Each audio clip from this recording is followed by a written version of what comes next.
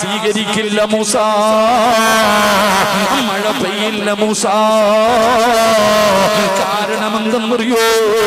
അങ്ങയുടെ മുന്നിലിരിക്കുന്ന ജനങ്ങളുടെ നടുവിലോ 40 കൊല്ലമായിട്ട് പടച്ചറപ്പിനെ മറന്നു നടക്കുന്ന ഒരു ധിക്കാരിയുണ്ട്.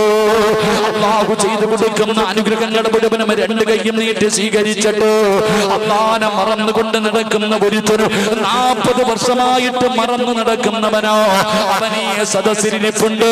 അവൻ എഴുന്നേറ്റ് പോകാൻ പറ, അവൻ എഴുന്നേറ്റ് പോകാൻ പറ. അല്ലാഹുവേ, മൂസാ നബി വിളിച്ചു പറയുകയാ, ആരാ?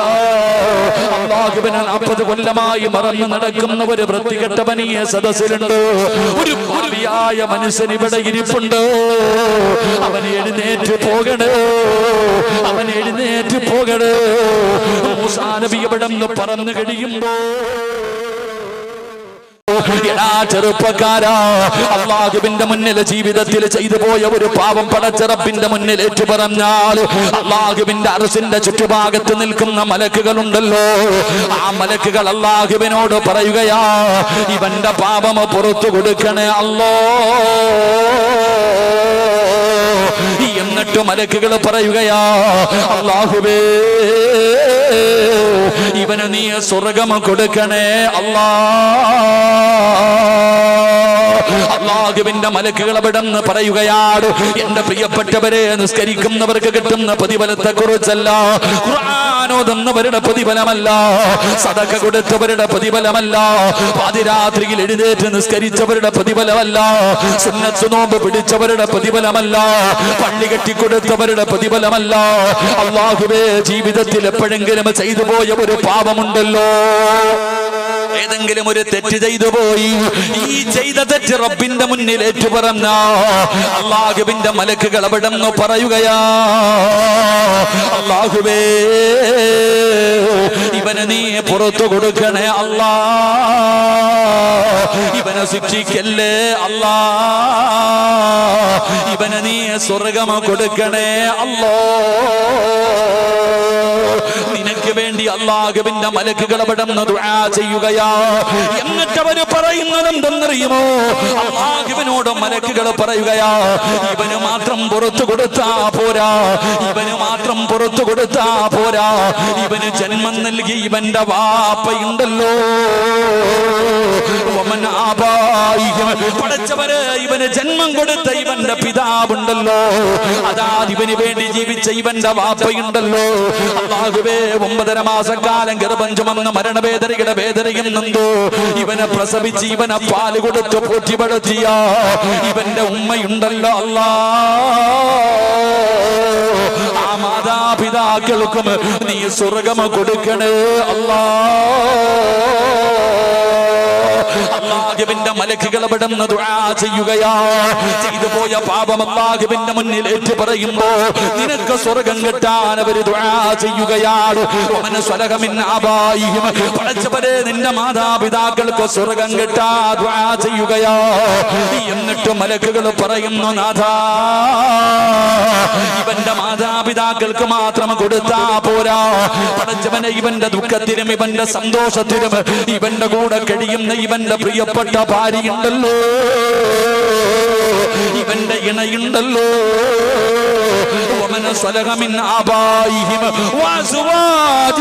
പടച്ചവനെ, ഇവന്റെ ഭാര്യയുണ്ടല്ലോ, ആ പാവപ്പെട്ടവൾക്കും നീ പുറത്തു കൊടുക്കണേ അല്ലാ, അവൾക്കും നീ സ്വർഗ്ഗം കൊടുക്കണേ അല്ലാ.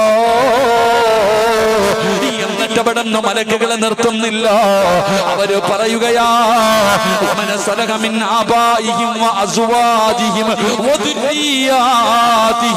അല്ലാഹുവേ, ഇവന്റെ രക്തത്തിൽ പിറന്ന ഇവന്റെ മക്കളുണ്ടല്ലോ, ആ മക്കൾക്കും നീ പുറത്തു കൊടുക്കണേ അല്ലാ, ഇവന്റെ മക്കൾക്കും നീ പുറത്തു കൊടുക്കണം തമ്പുരാനോ, അവരോട് കരുണ കാണിക്കണം തമ്പുരാനോ, അവനെ നീ നരകത്തിലിട്ട് ശിക്ഷിക്കല്ലേ അല്ലാ, അവർക്ക് നീ സ്വർഗം കൊടുക്കണേ അല്ലാ. ആർക്ക് വേണ്ടിയെന്നറിയുവോ? ആർക്ക് വേണ്ടിയാണ്? പടച്ചറബിന്റെ മലക്കുകളോ ജനിച്ച കാലം മുതൽ മരിക്കുന്ന കാലം വരെ പാപം ചെയ്യാത്ത, പാപം പറയാത്ത, പാപം കാടാത്ത, ഒരു നിമിഷം പോലും ഉറങ്ങാനോ ഭക്ഷണം കഴിക്കാനോ വെള്ളം കുടിക്കാനോ മാറ്റിവെക്കാതെ പടച്ചറബ് കൊടുത്ത നാവ് കൊണ്ട് നല്ലത് മാത്രം പറഞ്ഞ മലക്കുകൾ പറയുകയാ, അല്ലാഹുവേ ഇവനെയും ഇവന്റെ മാതാപിതാക്കളെയും ഇവന്റെ ഭാര്യ സന്താനങ്ങളെയും നീ കുടുംബസമേതം സ്വർഗത്തിലേക്ക് കടത്തിവിടണേ അല്ലാ എന്ന് അല്ലാഹുവിന്റെ മലക്കുകളെ ദുആ ചെയ്യുമെന്ന് അല്ലാഹുവിന്റെ വിശുദ്ധ ഖുർആൻ, അല്ലാഹുവിന്റെ പരിശുദ്ധമായ ഖുർആൻ പറയുകയാ, ജീവിതത്തിൽ ചെയ്തു പോയ ഒരു പാപം, അത് കള്ളു കുടിച്ചതാണെങ്കിലും വ്യഭിചരിച്ചതാണെങ്കിലും പലിശ തിന്നതാണെങ്കിലും എന്ത് വൃത്തികെട്ട് കാണിച്ചതാണെങ്കിലും അല്ലാഹുവിന്റെ മുന്നിൽ നീ അതൊന്ന് ഏറ്റുപറഞ്ഞാൽ, അല്ലാഹുവിന്റെ മുന്നിൽ ചെയ്തു പോയ പാപത്തെ കുറിച്ച് നീ ഏറ്റുപറഞ്ഞാൽ, നീ, നിന്റെ മാതാപിതാക്കള്, നിന്റെ ഭാര്യ, നിന്റെ മക്കൾ കുടുംബസമേതം സ്വർഗ്ഗം കൊടുക്കണേ എന്ന് മലക്കുകൾ ദുആ ചെയ്യുമെന്ന് അല്ലാഹുവിന്റെ വിശുദ്ധ ഖുർആൻ. അല്ലാഹു നമുക്ക് ഭാഗ്യം നൽകുമാറാകട്ടെ. അല്ലാഹു നമുക്ക് ഭാഗ്യം നൽകുമാറാകട്ടെ. ഇതിനേക്കാളും കൂടുതൽ നമുക്ക് എന്താ വേണ്ടേ? ഒരു മനുഷ്യനെ സംബന്ധിച്ചിടത്തോളം ഈ ഫാൻ ഇങ്ങോട്ട് വെച്ചു, ഫാൻ തിരിച്ചു വെച്ചു, എനിക്ക് വേണ്ട. ജീവിതത്തിൽ ചെയ്തു പോയ ഒരു പാപം അല്ലാഹുവിന്റെ മുന്നിൽ ഏറ്റുപറയുന്നവന്റെ കുടുംബസമേതം സ്വർഗത്തിൽ പോകും. അല്ലാഹു ഭാഗ്യം തരുമാറാകട്ടെ. അല്ലാഹു ഭാഗ്യം തരുമാറാകട്ടെ. അപ്പൊ നമ്മൾ എന്ത് ചെയ്യണം? നമ്മൾ അല്ലാഹുവിനോട് പശ്ചാത്തപിക്കണം. നമുക്കാണെങ്കിൽ ദുആ ചെയ്യാൻ മടിയാ. നമ്മളാണെങ്കിൽ എന്റെ പ്രിയപ്പെട്ട സഹോദരങ്ങളെ ദുആ ചെയ്യാൻ പേടിയാ, നമുക്ക് മടിയാ. അല്ലാഹുവിന്റെ മുന്നിൽ കൈയുയർത്താൻ സമയമുണ്ടോ നമുക്ക്? ഉസ്താദന്മാര് പറയും ദുആ ചെയ്യണം, ദുആ ചെയ്യണം, ദുആ ചെയ്യണം. എന്തിനാ ഉസ്താദ് ഇത്ര ദുആ ചെയ്യുന്നേ? എന്തിനാ ഉസ്താദ് ഇത്ര ദുആ ചെയ്യുന്നേ?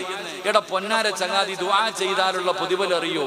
നിന്റെ ശബ്ദം മലക്കുകൾക്ക് പരിചയമുണ്ടാകും. ഞാൻ എപ്പോഴും അല്ലാഹുവിനോട് ദുആ ചെയ്യുന്നുണ്ടെങ്കിൽ എന്റെ ശബ്ദം അല്ലാഹുവിന്റെ മലക്കുകൾക്ക് പരിചയമുണ്ടാകും. ഞാൻ ദുആ ചെയ്യുമ്പോ അല്ലാഹുവിന്റെ മലക്കുകൾ അല്ലാഹുവിനോട് പറയും, പടച്ചോനെ സിറാജ് ദുആ ചെയ്യുന്നു റബ്ബേ. ആകാശത്ത് നിൽക്കുന്ന മലക്കുകൾ, അല്ലാഹുവിന്റെ അർശിന്റെ ഭാഗത്ത് നിൽക്കുന്ന മലക്കുകൾ അല്ലാഹുവിനോട് പറഞ്ഞു കൊടുക്കും, പടച്ചവനെ സിറാജ് ദുആ ചെയ്യുന്ന റബ്ബേ, നീ അവനൊക്കെ പുറത്തു കൊടുക്കു റബ്ബേ, അവന്റെ ആഗ്രഹം സാധിപ്പിച്ചു കൊടുക്കു റബ്ബേ എന്നും മലക്കുകൾ പറയുമെന്ന് നബിയുനാ റസൂലുള്ളാഹി. അങ്ങനെ മലക്കുകൾക്ക് നമ്മുടെ ശബ്ദം പരിചയമുണ്ടാകണമെങ്കിൽ നമ്മൾ ദുആ ചെയ്യണം. നമ്മളോ പള്ളിയിലെ ഖതീബ് പാപം ജുമാ നിസ്കാരം കഴിഞ്ഞ് 5 വഖത്ത് നിസ്കാരം കഴിഞ്ഞിട്ട് റബ്ബേ എന്ന് പറഞ്ഞ് ദുആ ചെയ്യുമ്പോ എവിടെ റോഡിൽ നിൽക്കുന്നുണ്ട്, ജുമായ്ക്ക് പോയതാ വെള്ളിയാഴ്ച. ഉസ്താദ് ദുആ ചെയ്യുമ്പോ ഇറങ്ങി ഓടുക. സലാം വീട്ടിൽ കഴിഞ്ഞാൽ പിന്നെ ഓട്ടമാണല്ലോ, ഓട്ട മത്സരമാണല്ലോ. ആരാപ്പ ഇരിക്കണത്? കുറച്ചു പേര് ഇരിക്കാറില്ല, പിന്നെ ചിലരിയ്ക്കും. അവരുടെ ഇരുത്തം കണ്ടു കഴിഞ്ഞാൽ സദ്യ ഉണ്ണാനിരിക്കുന്നത് പോലെ ഇങ്ങനെ 2 കാലം അങ്ങോട്ട് വെച്ചിട്ട് അങ്ങോട്ട് ഇരിക്കും. ഒരു കൈ നേരെ പിടിക്കുമോ? ഈ ആമീൻ ഉസ്താദിന് തന്നെ തോന്നുന്നു ഞാൻ ആർക്ക് വേണ്ടി അല്ലാ ഈ ദുആ ചെയ്യണേന്ന്. കാരണം പള്ളിക്കാട്ടിൽ ഇരിക്കണ പോലെ ആമീൻ പറയുന്ന ശബ്ദം കേൾക്കാറില്ല. ചിലരുടെ കൈ പിടിച്ചിരിക്കണത് ഇങ്ങനെ പിടിച്ചിട്ട് ഒരു ഇരിപ്പ ഇങ്ങനെ തറയിലിട്ടിരിക്കുക, ഇങ്ങനെ ആർക്കോ വേണ്ടി ഓക്കാനിക്കുന്നത് പോലെ. ഒന്ന് ആലോചിച്ചു സഹോദരൻ, നമ്മളെക്കാളും വലിയ മടിയന്മാർ ഈ ലോകത്തുണ്ടോ? അള്ളാഹു നമുക്ക് ഈമാൻ നൽകുമാറാകട്ടെ. നമ്മൾ ദുആ ചെയ്യണം. എന്തിനാ ഇത്ര മടി കാണിക്കാൻ? ജീവിതത്തിൽ ചെയ്തു പോയ പാപങ്ങൾ അള്ളാഹുവിന്റെ മുന്നിൽ ഏറ്റുപറയ ഇഖ്ലാസ് വേണ്ടേ? എടാ ദുആയ്ക്ക് ചില മര്യാദകളുണ്ട്. ചുമ്മാതെ എല്ലാരും പറയണ കാര്യമാ, ഉസ്താദെ ദുആ ചെയ്തിട്ട് സ്വീകരിക്കണില്ല, ആര് പറഞ്ഞ് സ്വീകരിക്കണില്ല എന്ന്. എടാ ആര് അള്ളാഹുവിനോട് ദുആ ചെയ്താലും 3-4 കാര്യം അള്ളാഹു അവന് കൊടുക്കാതെ വെറും കയ്യോടെ മടക്കില്ല എന്ന് നബി മുഹമ്മദ് മുസ്തഫ. ഇനി എത്ര വലിയ കൊള്ളാത്തവനാണെങ്കിലും എത്ര വലിയ മോശക്കാരനാണെങ്കിലും ഒരാൾ അള്ളാഹുവിനോട് ദുആ ചെയ്തു കഴിഞ്ഞാൽ അള്ളാഹ് വെറും കയ്യോടെ മടക്കത്തില്ല. ഒന്നുകിൽ നീ ചോദിച്ചത് അള്ളാഹു തരും, ഒന്നുകിൽ നീ ചോദിച്ചത് തന്നെ അള്ളാഹ് തരും. അതല്ലെങ്കിലോ അള്ളാഹു സുബ്ഹാനഹു വ തആല ആ ദുആ നാളെ പരലോകത്തിലേക്ക് മാറ്റിവെക്കും. അതാണ് ഹദീസ് പറയുന്നത്. നാളെ പരലോകത്ത് ചില ആൾക്കാർ ഇങ്ങനെ നിൽക്കുമ്പോ പടച്ചവൻ ഇങ്ങനെ മീസാൻ എന്ന് പറയുന്ന ത്രാസിൽ ചില നന്മകൾ കൊണ്ടുവന്നിടും. ഇതെന്താപ്പ ഞാൻ ചെയ്യാത്താണല്ലോ കൊണ്ടിടുന്നേ, ഇതെന്താ പടച്ചവൻ? അപ്പോഴാ പറഞ്ഞു കൊടുക്കണത്, നീ ദുനിയാവിൽ വെച്ച് ചെയ്ത ദുആ ഉണ്ടല്ലോ, ആ ദുആയ ഇത്. അന്ന് നീ ചോദിച്ചപ്പോ കിട്ടിയില്ല, അന്ന് നീ ചോദിച്ചപ്പോ ഈ ദുആയ്ക്ക് ഉത്തരം കിട്ടിയില്ല. ഇന്ന് അപ്പം മനുഷ്യൻ പറയൂ അത്രേ, ദുനിയാവി വെച്ച് ചെയ്ത ഒരു ദുആയും സ്വീകരിക്കാതിരുന്നാൽ മതിയായിരുന്നു, കാരണം ആഖിറത്തിൽ കിട്ടും. അപ്പൊ ഒന്നുകിൽ ദുആ ചെയ്താൽ ദുനിയാവിൽ വെച്ച് തന്നെ നീ ചോദിച്ചത് അല്ലാഹു തരും, അതല്ലെങ്കിൽ 2 ആഖിറത്തിലേക്ക് മാറ്റിവെക്കും, അല്ലെങ്കിൽ 3 എന്തെങ്കിലും അല്ലാഹു നിനക്ക് തരും.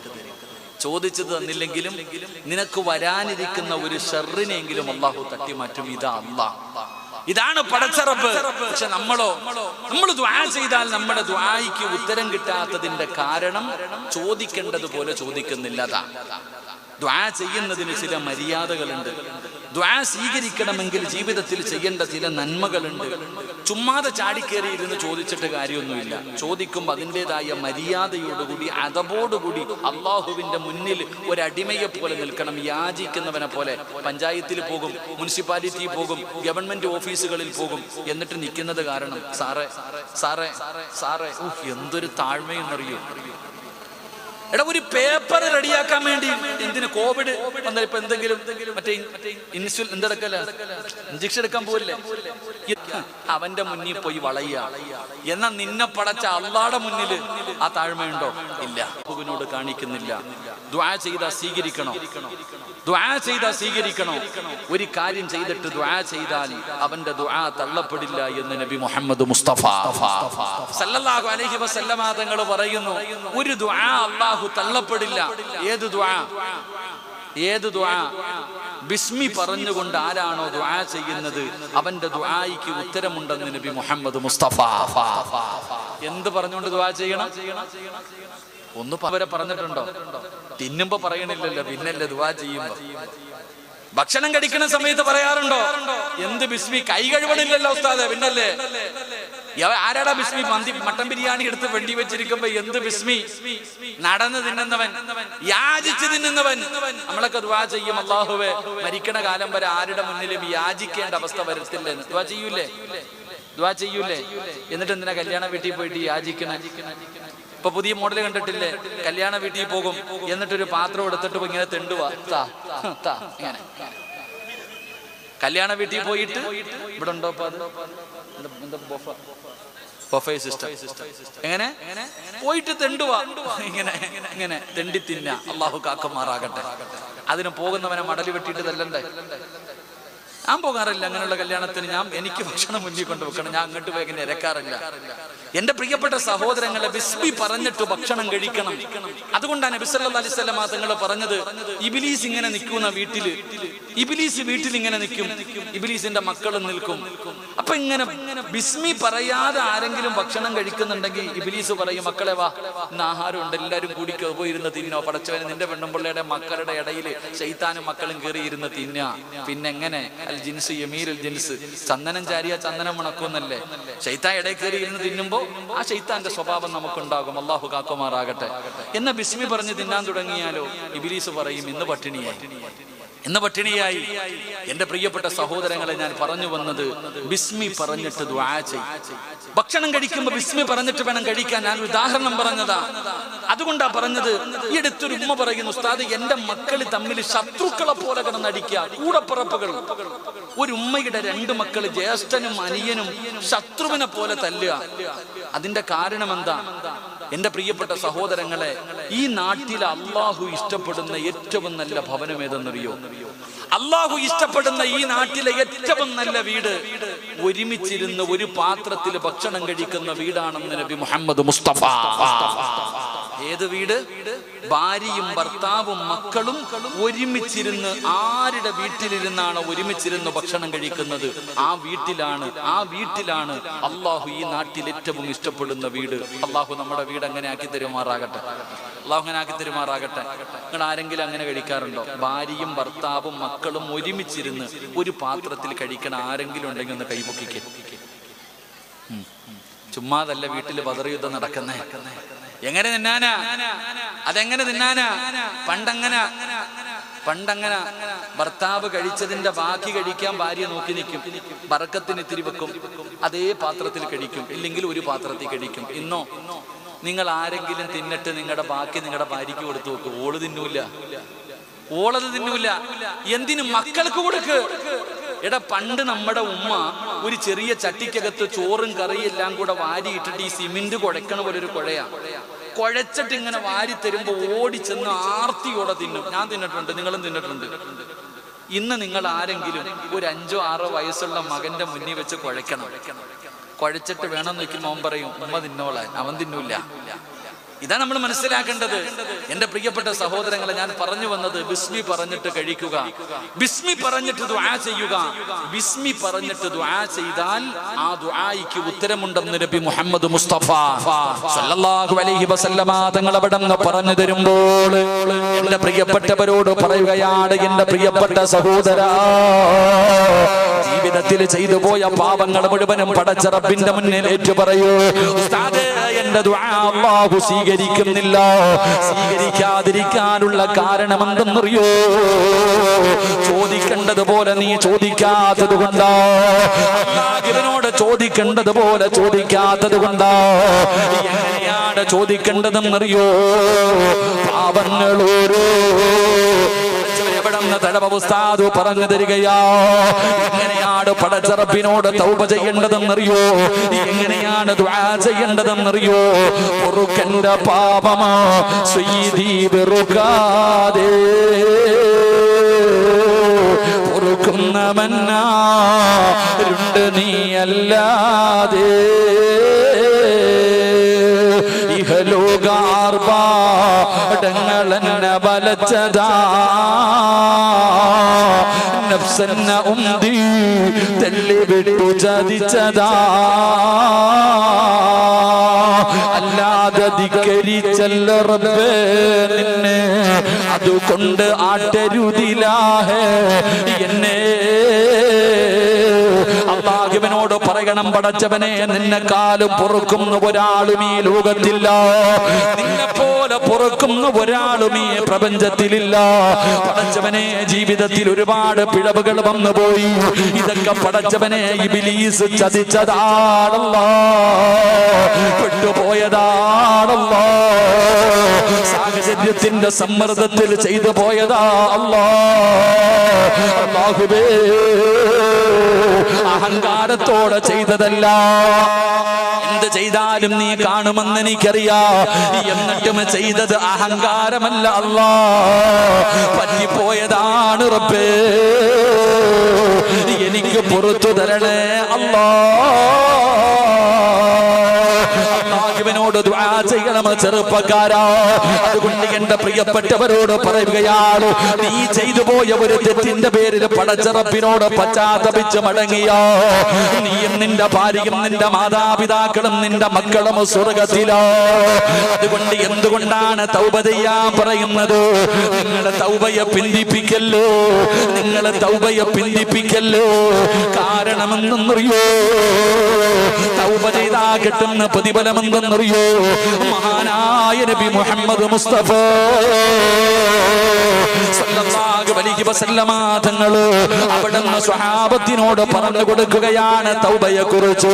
പ്രവാചകൻ അവിടുന്ന് തൗബയെ കുറിച്ച് പറഞ്ഞു കൊടുക്കുമ്പോ ജീവിതത്തിൽ ചെയ്തു പോയ പാപം പടച്ച റബ്ബിന്റെ മുന്നിൽ ഏറ്റു പറയുന്നവർക്ക് പടച്ച റബ്ബ് കൊടുക്കുന്ന പ്രതിഫലത്തെ കുറിച്ച് അല്ലാഹുവിന്റെ റസൂൽ അവിടുന്ന് പറഞ്ഞു കൊടുക്കുമ്പോ പ്രവാചകന്റെ മുന്നിലേക്ക് ഒരു ചെറുപ്പക്കാരൻ കടന്നു വരികയോ.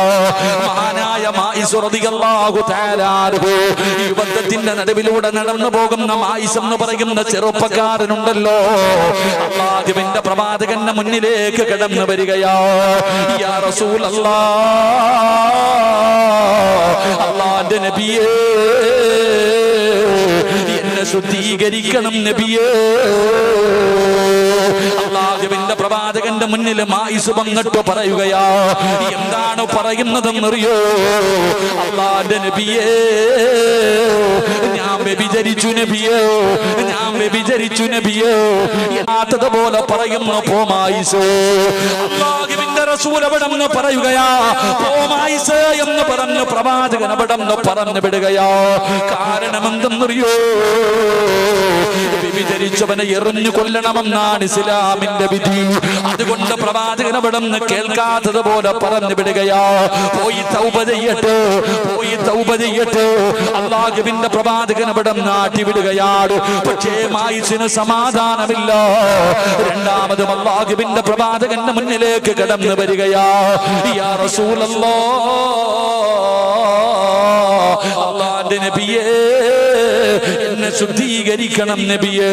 പ്രവാചകൻ അവിടെ നിന്ന് പറഞ്ഞു, സ്വഹാബാ, മായിസ് കള്ളു കുടിച്ചിട്ടുണ്ടോ എന്ന് നോക്കൂ സഹാബാ. കള്ളു കുടിച്ചിട്ടുണ്ടോ എന്ന് നോക്കൂ സഹാബ. സ്വഹാബികൾ പറഞ്ഞു, നബിയേ, മായിസ് റളിയല്ലാഹു തആല കള്ളു കുടിക്കുന്ന സ്വഹാബിയല്ല. പടച്ചവനെ, മായിസ് റളിയല്ലാഹു തആല മൂന്നാമതും അല്ലാഹുവിന്റെ പ്രവാചകന്റെ മുന്നിലേക്ക് കടന്നു വന്നിട്ട് അവിടുന്ന് പറഞ്ഞു, യാ റസൂലല്ലാഹ്, എനിക്കറിയാ എന്നെ എറിഞ്ഞു കൊല്ലണമെന്നാണ് ഇസ്ലാമിന്റെ വിധി. എന്നെ എറിഞ്ഞു കൊല്ലണമെന്നാണ് ഇസ്ലാമിന്റെ വിധി. എനിക്കറിയാ നബിയേ, എനിക്കറിയാ നബിയേ. എന്നിട്ടും ഞാൻ ഈ ശിക്ഷ ഏറ്റുവാങ്ങാനുള്ള കാരണം എന്തെന്നറിയോ? അല്ലാഹു നീതിമാനാ, അല്ലാഹു നീതിമാനാ. ഒരു തെറ്റിന്റെ പേരില് അല്ലാഹു 2 പ്രാവശ്യം ഒരു മനുഷ്യനെ ശിക്ഷിക്കില്ല എന്ന് ആദരവായ പ്രവാചകൻ നബി മുഹമ്മദ് മുസ്തഫ സല്ലല്ലാഹു അലൈഹി വസല്ലമ തങ്ങൾ പറയുകയാ, ഒരു തെറ്റിന്റെ പേരിൽ 2 പ്രാവശ്യം അല്ലാഹു ശിക്ഷിക്കൂല. അതുകൊണ്ട് യാ റസൂലല്ലാഹ്, ഇവിടത്തെ ശിക്ഷ സഹിക്കാൻ കഴിയുമല്ലോ? മരണത്തോടുകൂടി ഒരവസാനമുണ്ടല്ലോ. പക്ഷേ നാളെ പരലോകത്ത് ചെല്ലുമ്പോ എനിക്ക് കഴിയില്ല നബിയേ. ഒരു വ്യഭിചാരിയെ പോലെ, ഒരു പാപിയെ പോലെ അല്ലാഹുവിന്റെ മുന്നിലേക്ക് കടന്നു ചെല്ലാൻ എനിക്ക് പേടിയാ നബിയേ. നരകത്തിന്റെ തീ എനിക്ക് പേടിയാ നബിയേ. എന്റെ പ്രിയപ്പെട്ടവരെ, പ്രവാചകൻ സ്വല്ലല്ലാഹു അലൈഹി വസല്ലം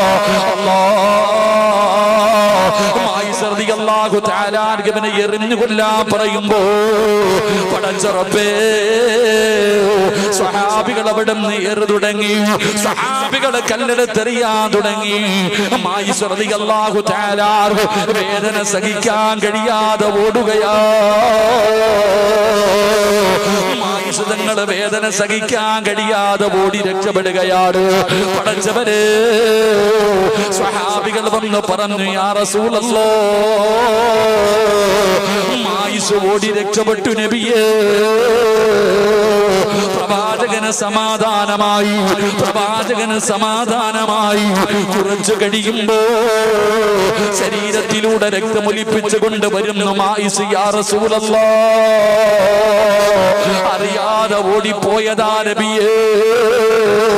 ശരീരം വേദനിച്ചപ്പോ ഓടിയതാണ് നബിയേ. ഒരു കുഴി കുത്തിയിട്ട് ആ കുഴിക്കകത്ത് എന്നെ ഇറക്കി നിർത്തിയിട്ട് എറിയാ പറ നബിയേ. ഓടണമെന്ന് വിചാരിച്ചാൽ എന്നെ കൊണ്ട് കഴിയില്ലല്ലോ. ചെറുപ്പക്കാരാ, എന്തുകൊണ്ടാണ് ഈ ശിക്ഷ ഏറ്റുവാങ്ങാനുള്ള കാരണം എന്തെന്നറിയോ? ഇവിടെ വെച്ച് അതിന്റെ ശിക്ഷ ഏറ്റുവാങ്ങി കഴിഞ്ഞാൽ നാളെ പടച്ച റബ്ബിന്റെ മുന്നിൽ രക്ഷപ്പെടാൻ കഴിയുമല്ലോ. അതുകൊണ്ടായിരുന്നടാ ചെറുപ്പക്കാരാ, അതാ ഒരു പെണ്ണ് കിടന്നു വരികയാ. മായിസ് റളിയല്ലാഹു തആല ഇവനെ എറിഞ്ഞു കൊന്ന കഥ കേട്ടപ്പോ ഒരു പെണ്ണ് കിടന്നു വരികയാണ് നബിയേ. രണ്ടാമത്തെ പ്രതി ഞാനാ. എന്റെ വയറിനകത്ത് കിടക്കുന്ന കുഞ്ഞു മായിസിന്റെ കുഞ്ഞാണ് നബിയേ. പടച്ചവരെ, അല്ലാഹുവിന്റെ പ്രവാചകന്റെ മുന്നിൽ വന്നിട്ട് പറയുന്നു, എനിക്കുള്ള ശിക്ഷ തരാറ്. റസൂലുള്ളാഹി തങ്ങൾ പറഞ്ഞു, നീ ഗർഭിണിയല്ലോ, നീ പ്രസവിച്ചു കഴിഞ്ഞു വരാറ് പറഞ്ഞു വിടുകയാണ്. ആ പെണ്ണ് തന്റെ വീട്ടിലേക്ക് കടന്നു ചെന്നു. 9.5 മാസം കഴിഞ്ഞു. അവിടെ നിന്ന് പ്രസവിച്ചു കഴിഞ്ഞപ്പോ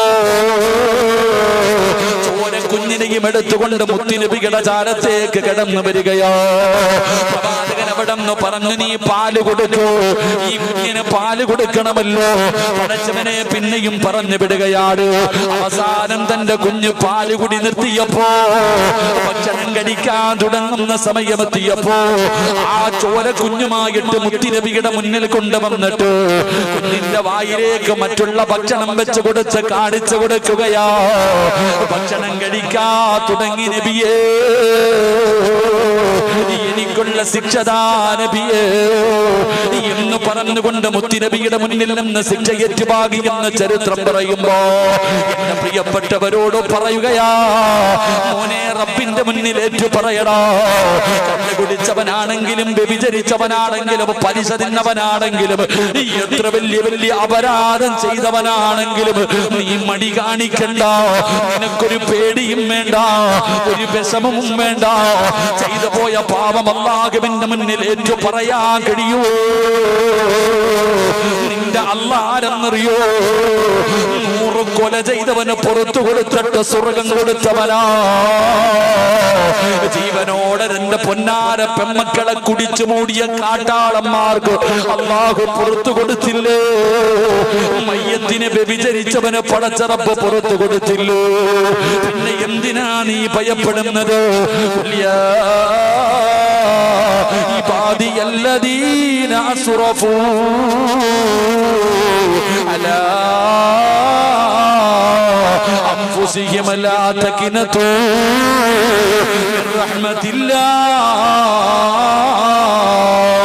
അല്ലാഹു പറയുന്ന നബിയേ, എന്റെ അടിമകളോട് പറഞ്ഞു കൊടുക്ക നബിയേ, അവരെത്ര വലിയ പാപം ചെയ്തവരാണെങ്കിലും എത്ര വലിയ ദ്രോഹം ചെയ്തവരാണെങ്കിലും എന്നോടൊന്ന് പറയാറ്, എന്നോടൊന്ന് ഏറ്റു പറയാറ്.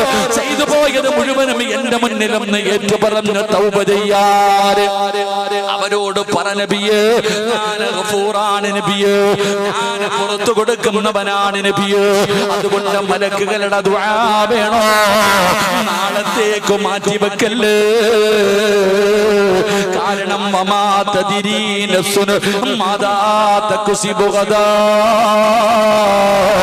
നാളെ നീ ഉണ്ടാകുമെന്ന് നിനക്കറിയില്ലല്ലോ.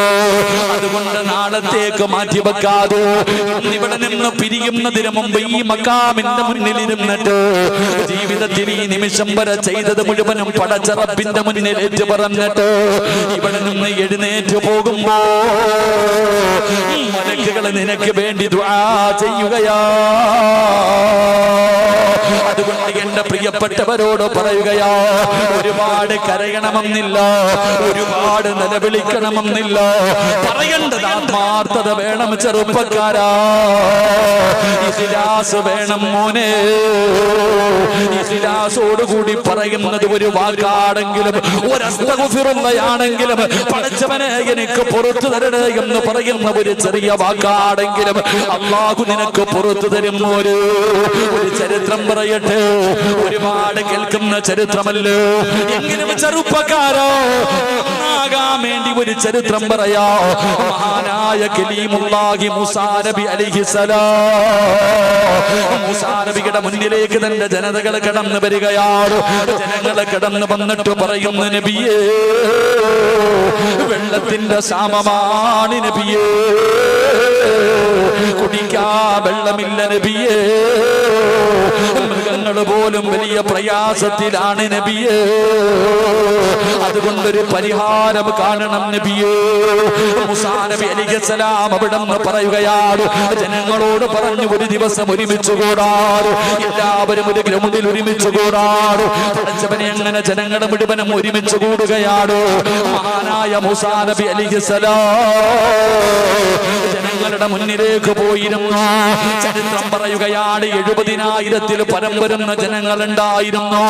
മൂസാ നബി അലൈഹിസ്സലാം പ്രപഞ്ചത്തിന്റെ അധിപനായ പടച്ചറപ്പിന്റെ ദർബാറിലേക്ക് തന്റെ ഇരുകരങ്ങൾ ഉയർത്തിയിട്ട് മൂസാ നബി ദുആ ചെയ്യുകയാ, അല്ലാഹുവേ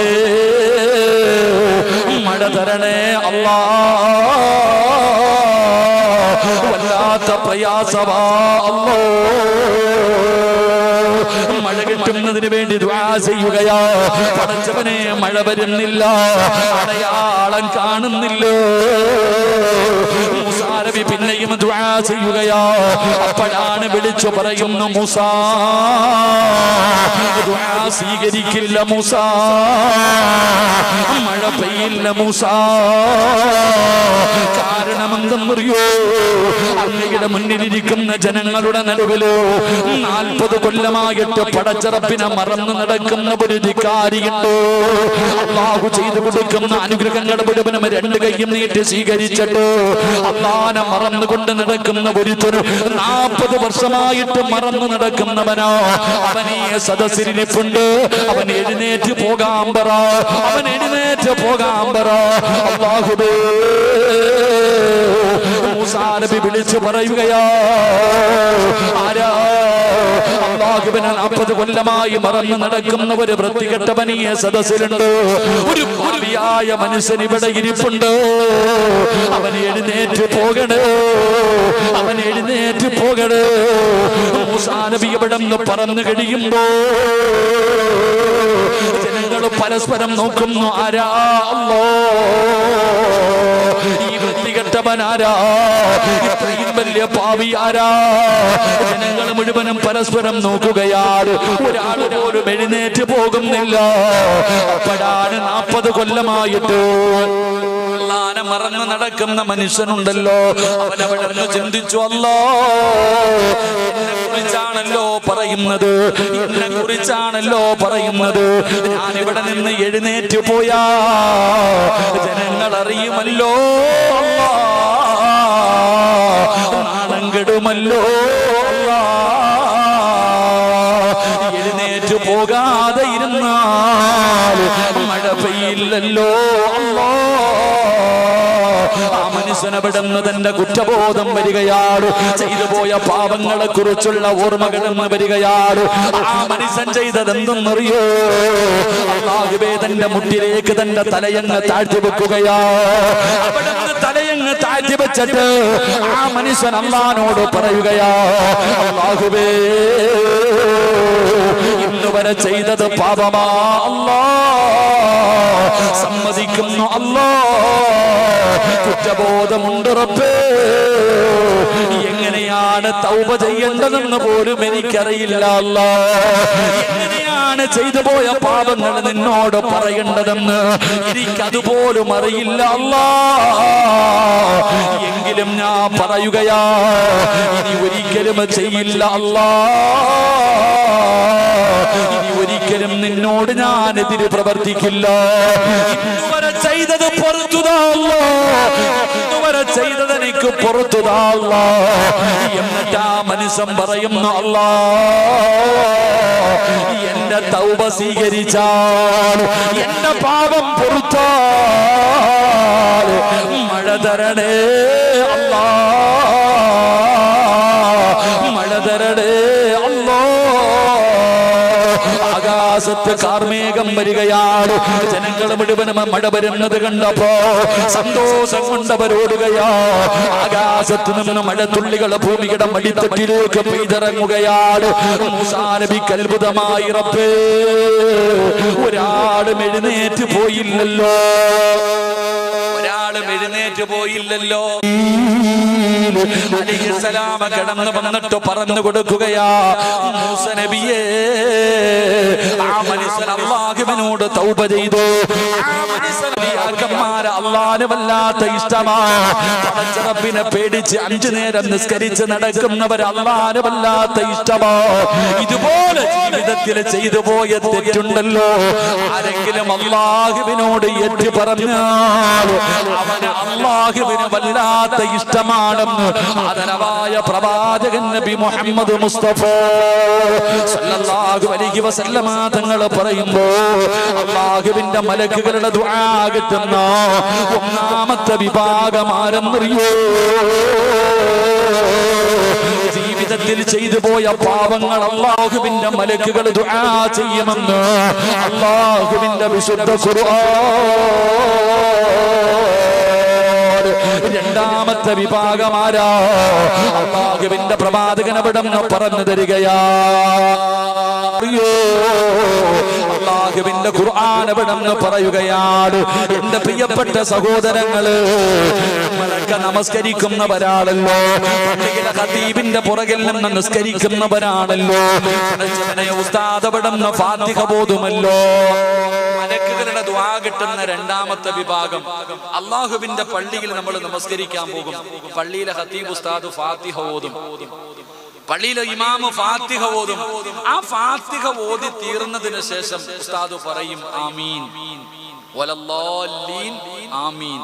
ആ ആമീൻ എന്ന് പറയുന്ന സമയം ആരാണോ എന്റെ പ്രിയപ്പെട്ട സഹോദരങ്ങളെ ആ സമയത്ത് ആമീൻ പറയുന്നത്, അവൻ അല്ലാഹുവിന്റെ മലക്കുകളുടെ ദുആ കിട്ടുമെന്ന് നബി മുഹമ്മദ് മുസ്തഫ സല്ലല്ലാഹു അലൈഹി വസല്ലമ തങ്ങൾ പറയുന്നു. ഉസ്താദ് വലല്ലാലീൻ ആമീൻ എന്ന് ഉസ്താദ് പറയുന്നതിന് മുമ്പേ നമ്മൾ ആമീൻ പറയും, ഇല്ലേ? ഉസ്താദ് ആമീൻ പറയുന്നതിന് മുമ്പേ നമ്മൾ പറഞ്ഞിട്ടുണ്ടാവും. അങ്ങനെ ചില ബിരുദന്മാരുണ്ട്, ഖതീബ് സുജൂദിൽ എത്തുന്നതിന് മുമ്പേ സുജൂദിൽ പോയിട്ട് നോക്കിയിരിക്കുന്ന ആൾക്കാരില്ലേ? അള്ളാഹു കാക്കുമാറാകട്ടെ, അള്ളാഹു കാക്കുമാറാകട്ടെ. ഇല്ലേ? ഉസ്താദ് സുജൂദിൽ എത്തിയിട്ടില്ല, അതിനു മുമ്പേ സുജൂദിൽ പോയി കിടക്കുന്ന ആൾക്കാരില്ലേ? നാളെ പന്നിയുടെ കോലത്തിൽ എഴുന്നേറ്റ് വരും. അള്ളാഹു കാക്കുമാറാകട്ടെ. ഏത് കോലത്തിൽ? പന്നിയുടെ കോലത്തിലാണ് നാളെ പരലോകത്ത് അവർ കടന്നു വരുന്നത്. അല്ലാഹു കാത്തിരക്ഷിക്കുമാറാകട്ടെ. എന്റെ പ്രിയപ്പെട്ട സഹോദരങ്ങളെ, ഇഹ്ദിന സിറാത്തൽ മുസ്തഖീം സിറാത്തൽ ലദീന അൻഅംത അലൈഹിം ഗൈറിൽ മഗ്ദൂബി അലൈഹിം വലല്ലാലീൻ. എന്റെ പ്രിയപ്പെട്ടവരെ, ഇമാം ഓതുമ്പോൾ എന്ത് പറയണം? ആമീൻ എന്ന്. ഹുറൈറ റളിയല്ലാഹു തആല അൻഹു അന്ന നബി സല്ലല്ലാഹു അലൈഹി വസല്ലം ഖാൽ ഇദാ അമ്മനൽ ഇമാമ ഫഅമ്മിനു ഫഇന്നഹു മൻ വാഫഖ. റസൂലുള്ളാഹി സ്വല്ലല്ലാഹു അലൈഹി വസല്ലം തങ്ങൾ പറയുന്നു, ഇമാം ആമീൻ ചൊല്ലിയാൽ നിങ്ങളും ആമീൻ ചൊല്ലുക, നിങ്ങളും ആമീൻ ചൊല്ലുക. ഒരാളുടെ ആമീൻ ചൊല്ലൽ മലക്കുകളുടെ ആമീനുമായി, ആ രണ്ടുമായി ഒരുമിച്ചാണ് ചെയ്യുന്നതെങ്കിൽ അവൻ ചെയ്തു പോയ പാപങ്ങൾ അല്ലാഹു പുറത്തു കൊടുക്കുമെന്ന് മഹാനായ നബി മുഹമ്മദ് മുസ്തഫ. നമ്മൾ ആമീൻ ഇമാമു വലല്ലാലീൻ എന്ന് പറഞ്ഞു, ആമീൻ. ആ സമയത്ത് നമ്മൾ ആമീൻ പറയുമ്പോൾ നമ്മളുടെ ആമീനും മലക്കുകളുടെ ആമീനും തമ്മിൽ യോജിച്ചു കഴിഞ്ഞാൽ നീ രക്ഷപ്പെട്ടു. നിന്റെ പാപങ്ങൾ മുഴുവനും അല്ലാഹു പുറത്തു തരും. സഹീഹുൽ ബുഖാരിയിലുള്ള ഹദീസ. അല്ലാഹു നമുക്ക് ഈമാൻ നൽകുമാറാകട്ടെ, അല്ലാഹു നമുക്ക് ഈമാൻ നൽകുമാറാകട്ടെ. എന്റെ പ്രിയപ്പെട്ടവരെ, നമ്മുടെ പാപങ്ങൾ പൊറുക്കാൻ അതൊരു കാരണമാണ്. നമ്മുടെ പാപങ്ങൾ പൊറുക്കുവാൻ എന്റെ പ്രിയപ്പെട്ട സഹോദരങ്ങളെ, പള്ളിയിൽ പോയി നിസ്കരിക്കുക. നിസ്കരിക്കുമ്പോൾ ഇമാമിന്റെ കൂടെ, അതെങ്ങനെ? ഉസ്താദ് വലിയ സൂറത്താണ് ഓതുന്നതെങ്കിൽ തീരാറാകുമ്പോഴേ നമ്മൾ കയറത്തുള്ളൂ. ഉസ്താദ് വലിയ സൂറത്താണ് ഓതുന്നതെങ്കിൽ തീരാറാകുമ്പോഴേ കയറത്തുള്ളൂ. ഉസ്താദ് എങ്ങാനും വലിയ സൂറത്ത് ഓതി ആലോചിച്ച് വയ്ക്ക്, പിന്നെ പരാതിയ കമ്മിറ്റി ഓഫീസിൽ പരാതിയ, ഉസ്താദ് ഇങ്ങനെ വലിയ സൂറത്ത് ഓതിയ. എന്റെ പ്രിയപ്പെട്ട സഹോദരങ്ങളെ, നിസ്കാരത്തിന്റെ ഓത്ത് ദീർഘിപ്പിക്കണമെന്നാണ്. ഒറ്റയ്ക്ക് നിസ്കരിക്കുന്ന സമയത്തൊക്കെ നമ്മൾ എന്ത് ചെയ്യണം? നിസ്കാരം ദീർഘിപ്പിക്കണം, ഖുർആൻ പാരായണം ദീർഘിപ്പിക്കണം. നിസ്കാരം ദീർഘിപ്പിച്ചു കഴിഞ്ഞാൽ അവന്റെ മരണവേദന അല്ലാഹു എളുപ്പമാക്കി കൊടുക്കും, അവന്റെ മരണം അല്ലാഹു എളുപ്പമാക്കി കൊടുക്കും. അല്ലാഹു നമുക്ക് ഭാഗ്യം നൽകുമാറാകട്ടെ. പിന്നെ ഉസ്താദന്മാര് ചെറിയ സൂറത്ത് ഓതുന്നത് വെറുതെ അല്ല. നിങ്ങൾ ചോദിക്കുമല്ലേ, എന്തുവാടാ ഉസ്താദ് എന്നും ഈ വദ്ദുഹ തന്നെ, ഉസ്താദ് എന്നും വദ്ദുഹ തന്നെ ഓതുന്നത്, എന്താ ഉസ്താദിന് വലിയ സൂറത്തൊന്നും അറിയത്തില്ലേ എന്ന് ചോദിക്കുന്ന വാപ്പമാരുണ്ട്. പാപ്പ മുത്തുനബി സല്ലല്ലാഹു അലൈഹി വസല്ലം തങ്ങൾ പറഞ്ഞിട്ടുണ്ട്, ഇമാമുമാര് ചെറിയ സൂറത്ത് ഓതിയിട്ടേ നിസ്കരിക്കാവൂ. പള്ളിയിലെ ഖതീബന്മാരെന്ത് ചെയ്യണം? ചെറിയ സൂറത്ത് ഓതിയിട്ട് നിസ്കരിക്കണം. കാരണം എന്താ? ഇപ്പൊ ഇവിടത്തെ പള്ളിയിലെ ഖതീബ് നിസ്കരിക്കുമ്പോ എത്രയോ പ്രായമുള്ളവർ ഉസ്താദിന്റെ പുറകെ നിൽക്കുന്നുണ്ട്, രോഗികൾ നിൽക്കുന്നുണ്ട്. യാത്രക്കാര് പള്ളി കണ്ടപ്പോ ഒന്ന് നിസ്കരിച്ചിട്ട് പോകാന്ന് പറഞ്ഞ് ചാടി കയറി നിന്നതാ. ഉസ്താദ് ബക്കറ ഓതിക്കൊണ്ടിരുന്ന ഈ പുറകെ നിൽക്കുന്നവൻ പറയും, പടച്ചോൻ ഇങ്ങേരെന്താ ഹത്ത ഓതുന്നു, അല്ല തീരുന്നില്ല. അല്ല, ചിന്തിച്ചു നോക്ക്. എടാ, ഇമാമിന്റെ പുറകിൽ നിൽക്കുന്നവനെ പ്രയാസപ്പെടുത്തരുത്. അതാ മനസ്സിലാക്കേണ്ടത്. ഇബാദത്തിന്റെ വിഷയം പോലും, നിസ്കരിക്കുന്ന സമയത്ത് പോലും തന്റെ പുറകിൽ നിൽക്കുന്നവരെ പ്രയാസപ്പെടുത്തരുതെന്ന അള്ളാന്റെ ദീൻ പഠിപ്പിക്കുന്നത്. അല്ലാഹു ഈമാൻ നൽകുമാറാകട്ടെ. അപ്പൊ ഉസ്താദ് വലിയ സൂറത്ത് ഓതിക്കൊണ്ട് നിന്നാ നമ്മൾ പുറകിൽ നിന്നിട്ട് ഇങ്ങനെ ആക്ക, എന്തിന് നിർത്താൻ? നമ്മൾ നിർത്താൻ. നമ്മൾ ആരെന്നറിയോ? ഈ പറഞ്ഞതിനർത്ഥം കുൽഹുവല്ല ഇന്നത്തിനെ അടിക്കണമെന്നല്ല. നമ്മളാരാ? റമളാൻ മാസം വരുമ്പോ ചില പള്ളികളിൽ ഹത്ത ഓതും, അവിടെ പോകത്തില്ല. വല്ലുഹ മുതൽ താഴോട്ട് ഓതുന്ന പള്ളി തെരഞ്ഞു പോകുന്ന ബിരുദന്മാരാ നമ്മൾ. അല്ലാഹു കാക്കുമാറാകട്ടെ. അവിടെ എന്താമീനില്ലേപ്പാ? എന്താമീന നമുക്ക്? എന്റെ പ്രിയപ്പെട്ട സഹോദരങ്ങളെ, സ്വർഗത്തിന്റെ അവകാശിയെ ഞാൻ പറഞ്ഞു തരാം. സ്വർഗത്തിൽ പോണോ? അല്ലാഹു ഭാഗ്യം തരുമാറാകട്ടെ. പോണോ? ആഗ്രഹമുള്ളവരൊക്കെ ഒന്ന് കൈവയ്ക്കുക. അതിലും മടിയന്മാരുണ്ടോപ്പാ? നിങ്ങൾക്ക് സ്വർഗത്തിന്റെ അവകാശിയെ ഉറപ്പിച്ച് ഞാൻ പറയാം, നീ സ്വർഗത്തിന്റെ അവകാശിയാ. സ്വർഗത്തിൽ പോകണമെന്ന ആഗ്രഹമുണ്ടെങ്കിൽ ഒരു കഷ്ടപ്പാടുമില്ല, 5 പൈസയുടെ ചെലവില്ല, 40 ദിവസം നിങ്ങൾക്ക് ധൈര്യമുണ്ടെങ്കിൽ ചെയ്ത് കാണിക്കുക. എന്റെ പ്രിയപ്പെട്ട ഉപ്പമാരോട്, എന്റെ ചെറുപ്പക്കാരോട് പറയുന്ന മക്കളെ, 40 ദിവസം അവ്വല് തക്ബീറോട് കൂടി നിസ്കരിക്കണം. പറ്റുമോ? ഇമാമ് കൈകെട്ടുമ്പോ നീ പുറകിലുണ്ടാവണം, അല്ലാതെ നിസ്കാരത്തിന് പോയി കൂടുകയല്ല. ഉസ്താദ് തക്ബീറത്തുൽ ഇഹ്റാം പറഞ്ഞ് കൈകെട്ടുമ്പോ 40 ദിവസം കൈകെട്ടാൻ നീ ഉണ്ടെങ്കിൽ നീ രക്ഷപ്പെട്ടു. അള്ളാഹു ഭാഗ്യം തരുമാറാകട്ടെ. കെട്ടാൻ പറ്റുമോ? നോക്കപ്പ അറിയാം. 38 ദിവസം ഉണ്ടാവും. 39ാമത്തെ ദിവസം പോകും. കാരണം അത് അത്ര എളുപ്പമുള്ള കാര്യമല്ല. എടാ, ഒരാള് ഇങ്ങനെ ശൈത്താൻ എങ്ങനെ ഒരാളെ ചെയ്യാൻ. അബൂ ഹനീഫ റളിയല്ലാഹു തആല അൻഹുവിന്റെ അടുക്കല് ഒരാള് വന്നിട്ട് പറഞ്ഞു, ഞാൻ കുറച്ച് പൈസ കുഴിച്ചിട്ട് തങ്ങളെ എവിടാണെന്ന് എനിക്ക് അറിയണില്ല, ഒന്ന് പറഞ്ഞുതരാൻ. അപ്പൊ അബൂ ഹനീഫ തങ്ങൾ പറഞ്ഞു, എനിക്ക് ഈ ഫിഖിന്റെ മസലയൊക്കെ അറിയത്തുള്ളൂ. ഇല്ല തങ്ങളെ, ഇവ ഇങ്ങനെ ചോദിക്കാം, പോയി നിസ്കരിക്കടാന്ന് പറഞ്ഞു. പോയി നിസ്കരിക്കടാന്ന് പറഞ്ഞു. ഓൻ അങ്ങോട്ട് പോയി കൈ കെട്ടിയിട്ട് 2 റക്അത്ത് നിസ്കരിച്ചപ്പോ തന്നെ ഇബ്ലീസ് വന്ന് പറഞ്ഞു കൊടുത്തു, പൈസ ഇന്ന സ്ഥലത്താ കിടക്കണേ. ഓൻ ഓടിച്ചെന്ന് നോക്കുമ്പോ അവിടെ തന്നെ കിടക്കണം. ഇപ്പൊ ഇയാള് വന്നിട്ട് അബൂ ഹനീഫ തങ്ങളോട് ചോദിക്കാം, അതെങ്ങനെ മനസ്സിലായി? നിസ്കരിച്ചങ്ങനെ. എടാ, നീ നിസ്കരിക്കാൻ കൈകെട്ടി, നിസ്കരിക്കാൻ പറഞ്ഞു, 2 റക്അത്ത് നിസ്കരിച്ചു, പൈസ കിടക്കണ സ്ഥലം ഓർമ്മയില്ല, പിന്നെയും നിസ്കരിക്കും, പിന്നെയും നിസ്കരിക്കും, ഓർമ്മ വരുന്നത് വരെ ഇവൻ നിസ്കരിക്കും. നിസ്കരിച്ച പ്രതിഫലം കിട്ടിയില്ലെങ്കിലും സുജൂദ് ചെയ്ത പ്രതിഫലം കിട്ടുമല്ലോ. അപ്പൊ ഇബ്ലീസിന് ഇഷ്ടമല്ല, അതുകൊണ്ടാണ് വന്ന് ഓർമ്മിപ്പിച്ചതെന്ന്. അതാ ഇബ്ലീസ്. ഇബ്ലീസ് അങ്ങനെ തൗബ ചെയ്യുമ്പോഴും നമ്മൾ ചിന്തിക്കേണ്ടത്, നബി സല്ലല്ലാഹു അലൈഹി വസല്ലമ തങ്ങളുടെ മുന്നിൽ ഒരു സഹാബി വന്ന് ചോദിച്ചു, നബിയെ, ഞാനൊരു പാപം ചെയ്യത്തില്ല എന്ന് പറഞ്ഞ് തൗബ ചെയ്തു. പിറ്റേ ദിവസവും ഞാൻ ചെയ്തു, എന്ത് ചെയ്യണം? ഈ തൗബ ചെയ്യണം. പിന്നെയും ചെയ്തു നബിയെ, പിന്നെ തൗബ ചെയ്യണം, പിന്നെയും തൗബ ചെയ്യണം, പിന്നെയും ചെയ്യണം. നബി സല്ലല്ലാഹു അലൈഹി വസല്ലമ തങ്ങൾ പറയാ, ഇബ്ലീസിന് മനസ്സിലാകണം ഇവനെ ഇനി തെറ്റിയിപ്പിച്ചിട്ട് കാര്യമില്ല എന്ന് പറഞ്ഞിട്ട് പിണങ്ങണം. ഇബ്ലീസ് തോറ്റുപോകുന്നത് വരെ തൗബ ചെയ്യണമെന്ന്. അള്ളാഹു നമുക്ക് ഭാഗ്യം തരുമാറാകട്ടെ. ഇബ്ലീസ് അങ്ങനെ. ഒരിക്കൽ നബി സല്ലല്ലാഹു അലൈഹി വസല്ലമ തങ്ങൾ പള്ളിയിൽ കയറി പോകുമ്പോ ഉറങ്ങിക്കിടക്കണ ഒരുത്തനെ സുബഹിക്ക് മുമ്പ് പോയിട്ട് ഇബ്ലീസ് വിളിച്ചുണർത്തിയിട്ട് പറയാടാ ചങ്ങാതി, സുബഹിക്ക് ബാങ്ക് വിളിക്കാറായി, എഴുന്നേറ്റ് തഹജ്ജുദ് നിസ്കരിക്കണം. ഇബ്ലീസ് ഉറങ്ങുന്നവനെ വിളിച്ചുണർത്തിയിട്ട് പറയുന്നു, എഴുന്നേറ്റ് നിസ്കരിക്ക്, തഹജ്ജുദ് നിസ്കരിക്ക്. ഇത് കണ്ടപ്പം മുത്തുനബിക്ക് വല്ലാത്ത അത്ഭുതമായി. സാധാരണ ഇവൻ കിടത്തി ഉറക്കാറല്ലേ പരിപാടി. ശൈത്താൻ മൂത്രം ഒഴിപ്പിച്ചിട്ട് ഉറക്കാറല്ലേ സുബഹി നിസ്കരിക്കാതെ പോലും. അപ്പൊ ഇബ്ലീസ് വിളിച്ചുണർത്തി കണ്ടപ്പോ ചോദിച്ചപ്പോ പറഞ്ഞത്, ഇന്നലെ ഞാൻ ഇവനെ ഉറക്കി. ഇന്നലെ ഇവനെ ഞാൻ ഉറക്കിയപ്പോ ഇവൻ ചെയ്ത പണി എന്തെന്നറിയോ? രാവിലെ മുതൽ വൈകുന്നേരം വരെ നിസ്കാരവും ഖുർആൻ ഓതലും തൗബ ചെയ്യലും. പടച്ചവനെ, അതിനെക്കാളും നല്ലത് ഇവൻ 2 റക്അത്ത് നിസ്കരിക്കുന്നതാ. വിളിച്ചുണർത്തി വിട്ടു. രാവിലെ മുതൽ വൈകുന്നേരം വരെ നിസ്കാരവും ദുആയും തൗബ, ഇത് മാത്രമേ ഉള്ളൂ. കരച്ചലോടെ കരച്ചല്. ഇവൻ നിസ്കരിച്ചിരുന്നെങ്കിൽ 2 റക്അത്തിന്റെ പ്രതിഫലം കിട്ടത്തുള്ളൂ. നിസ്കരിക്കാതിരുന്ന അള്ളാഹ് ഇവന്റെ എല്ലാ പാവവും പുറത്തു കൊടുക്കും. അതുകൊണ്ടാണ് വിളിച്ചു വിട്ടേന്ന്. അള്ളാഹു കാത്തിരക്ഷിക്കുമാറാകട്ടെ.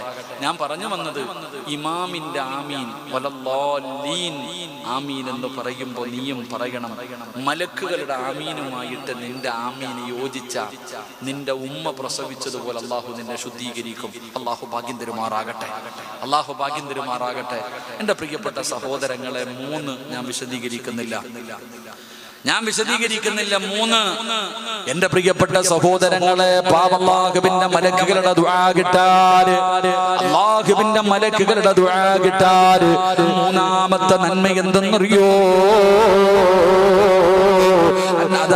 عن أم الدرداء رضي الله تعالى عنه قالت حدثني سيدي أنه سمع رسول الله صلى الله عليه وسلم يقول من دعا لأخيه بظهر الغيب قال الملك المؤكل به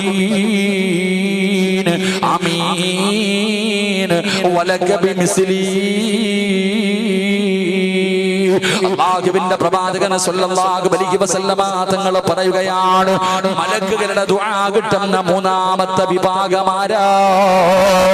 പഠിക്കണേ ചെറുപ്പക്കാരാ, പഠിക്കണേ ചെറുപ്പക്കാരാ. അല്ലാഹുവിന്റെ പ്രവാചകൻ പറയുകയാണ്, നിന്റെ സഹോദരൻ നിന്റെ അടുക്കലില്ല. നിന്റെ സഹോദരൻ അടുത്തില്ലാത്ത സമയത്ത് നിന്റെ സഹോദരന് വേണ്ടി നീ ദുആ ചെയ്താൽ മലക്കുകൾ നിനക്ക് വേണ്ടി ദുആ ചെയ്യുമെന്ന് ആദരവായ പ്രവാചകൻ നബി മുഹമ്മദ് മുസ്തഫ. പള്ളിയിലെ ഉസ്താദിനെ സ്റ്റേജിൽ ഇരുത്തിയിട്ട് ഞാൻ ദുആ ചെയ്യ, അല്ലാഹ് പുറത്തു കൊടുക്കട്ടെ. ഉസ്താദ് കേൾക്കുന്നുണ്ട്, അതുകൊണ്ടല്ലേ. എങ്കിൽ പള്ളിയിലെ ഉസ്താദ് എന്നോട് എനിക്ക് ദുആ കൊണ്ട് വസിയത്ത് ചെയ്തു. ഉസ്താദിന് ഞാനില്ല, ഉസ്താദ് ഇല്ലാത്ത സമയത്ത് ഞാൻ ചെയ്യുക. നമ്മുടെ കൂട്ടുകാരൻ, നമ്മുടെ സഹോദരൻ നമ്മുടെ കൂടെ ഇല്ലാത്ത സമയത്ത് അവന് വേണ്ടി ദുആ ചെയ്യുക. അവന് വേണ്ടി ദുആ ചെയ്താൽ അള്ളാഹുവിന്റെ മലക്കുകളുടെ ദുആ കിട്ടും. അള്ളാഹു ഭാഗ്യം തരുമാറാകട്ടെ. നമ്മൾ ചെയ്യാറുണ്ടോ?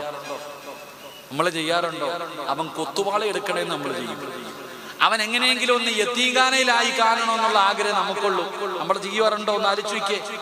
എന്റെ പ്രിയപ്പെട്ടവർ, നമ്മൾ അങ്ങനല്ല. ഒരാൾ ഇഷ്ടപ്പെടുന്നത് മറ്റൊരാൾക്ക് ഇഷ്ടമല്ല. പ്രത്യേകിച്ച് ഒരാൾ ഇഷ്ടപ്പെടുന്നത് മറ്റൊരാൾക്ക് ഇഷ്ടമില്ലാത്ത കാലം, അസൂയ ഉണ്ടാകുന്ന കാലം. ഒരു ചെറുപ്പക്കാരൻ ഒരു കഥ പറഞ്ഞു. ഒരു കഥയാണ്. പണ്ട് ഗൾഫ് നാടിൽ എല്ലാ സ്ഥലങ്ങളിൽ നിന്ന് കൊണ്ടുവന്ന ഞണ്ടുകളുടെ ഒരു പ്രദർശനം നടന്നു. ഞണ്ടല്ലേ, അറിയോ? ഞണ്ടിനെന്താ? എടഞ്ചി, മനസ്സിലായ? എനിക്ക് കടിക്കുന്ന സാധനല്ലേ? അപ്പൊ ഇത് പല പല രാജ്യങ്ങളിൽ നിന്ന് കൊണ്ടുവന്നിട്ട് ഇങ്ങനെ കുപ്പിക്കൊക്കെ തിട്ടിരിക്കുക, അടച്ചു വെച്ചിരിക്കുന്നു. എല്ലാത്തിന്റെ കയ്യും കാലും കെട്ടിവെച്ചിട്ടുണ്ട്. എന്നാ ഇന്ത്യയിൽ നിന്ന് കൊണ്ടുപോയ, പ്രത്യേകിച്ച് കേരളത്തിൽ നിന്നൊക്കെ കൊണ്ടുപോയ ഞണ്ടിന്റെ പാത്രം അടച്ചിട്ട് പോലും ഇല്ല. എല്ലാ ഞണ്ടിന്റെയും കയ്യും കാലും കെട്ടിയിട്ട് അടച്ചു വെച്ചിട്ടുണ്ട്. പക്ഷെ നമ്മുടെ നാട്ടിൽ നിന്ന് കൊണ്ടുപോയ ഞണ്ടിന്റെ പാത്രം അടച്ചിട്ടില്ല, തുറന്നിട്ടിരിക്കുക. അപ്പൊ ആരോ ചോദിച്ചു, എന്തേപ്പ എല്ലാം അടച്ചിട്ടിരിക്കുന്ന? അമേരിക്കയുണ്ട്, ചൈനയുണ്ട്, എല്ലാ രാജ്യത്തിന്റെ പാത്രം അടച്ചു വെച്ചിരിക്കണ്, എന്തപ്പ നമ്മുടെ നാടിന്റെ മാത്രം അടച്ചു വെക്കാത്തത്? അപ്പൊ അദ്ദേഹം പറഞ്ഞൊരു മറുപടി, ഇതിനകത്ത് നിന്ന് ഏതെങ്കിലും ഒരു ഞണ്ട് രക്ഷപ്പെടുന്നതിന് വേണ്ടി വലിഞ്ഞു മുകളിൽ കയറിയ താഴെ നിൽക്കുന്നവൻ തന്നെ വലിച്ചു തറയിലിട്ടേക്കുന്നു. അതാ ഒരാള് നന്നാകുന്നത് മറ്റൊരുത്തൻ ഇഷ്ടമില്ലാത്ത കാലം. അസൂയാണ് നമുക്ക്. ഒരിക്കലും അസൂയ വെക്കരുത്. അസൂയ വെക്കുന്നതിന്റെ അർത്ഥം എന്തെന്നറിയോ? അല്ലാ, നീ കാണിച്ചത് ശരിയായില്ല, അവന് മാത്രം കൊടുത്തു, എനിക്ക് തന്നില്ല. അതിനർത്ഥം എന്താ? അല്ല, അവൻ ചെയ്യുന്ന അതേ ജോലിയല്ലേ ഞാനും ചെയ്യണേ. ഓനും ഗൾഫിൽ പോയി, ഞാനും ഗൾഫിൽ പോയി. ഓൻ വീടും വെച്ച് വണ്ടി എടുത്തു, എനിക്കൊന്നുമില്ലല്ലോ അല്ലാ, നീ കാണിച്ചത് ശരിയല്ലല്ലോ അല്ലാ. അള്ളാഹു കാക്കുമാറാകട്ടെ. നമ്മൾ മനസ്സിലാക്കേണ്ടത് ഈ അസൂയക്ക് അങ്ങനെ ഒരു അർത്ഥമുണ്ട്. ഒരിക്കലും അസൂയ വെക്കരുത്. അസൂയ വെക്കുന്നവന്റെ കാര്യം കട്ട പുകയാ. അള്ളാഹു കാത്തിരിക്കുമാറാകട്ടെ. ഒരു ഉദാഹരണം ഞാൻ പറഞ്ഞു തരാം, നിങ്ങൾക്ക് ബോറടിക്കരുത്. ഒരു ഉദാഹരണം ഞാൻ പറഞ്ഞു തരാം.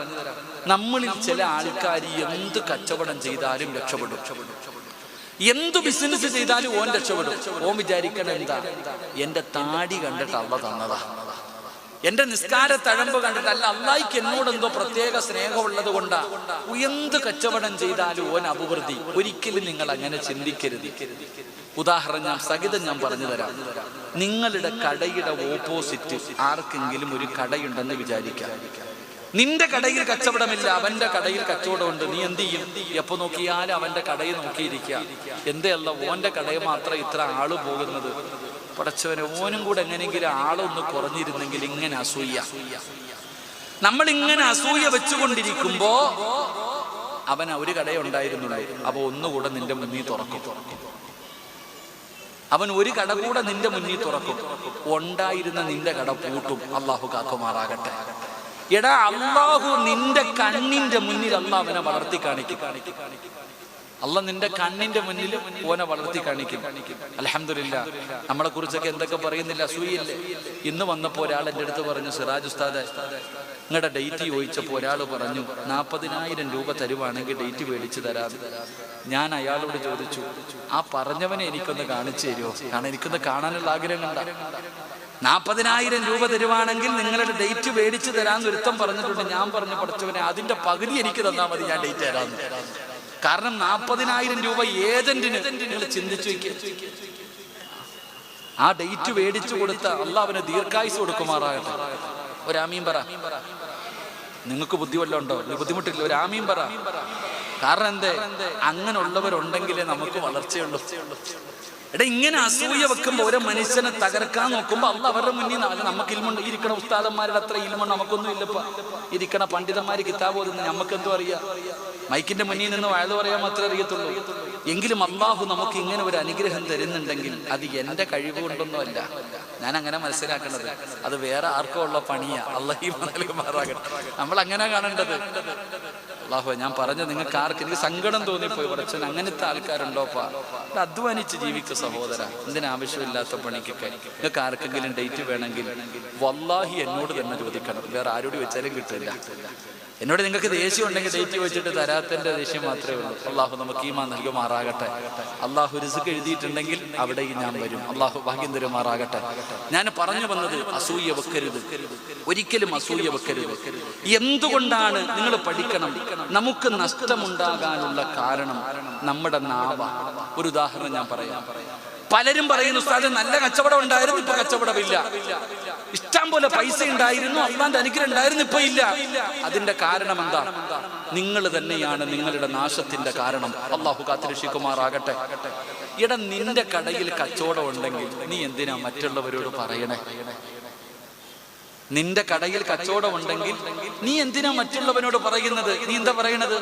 അളിയ നല്ല കച്ചവടവാ, 25,000 കിട്ടും, ഒരു മാസം 2 ലക്ഷം രൂപ വരുമാനമുണ്ട്, സുഖം അളിയ. അവൻ ചോദിച്ചോ നിന്നോട്?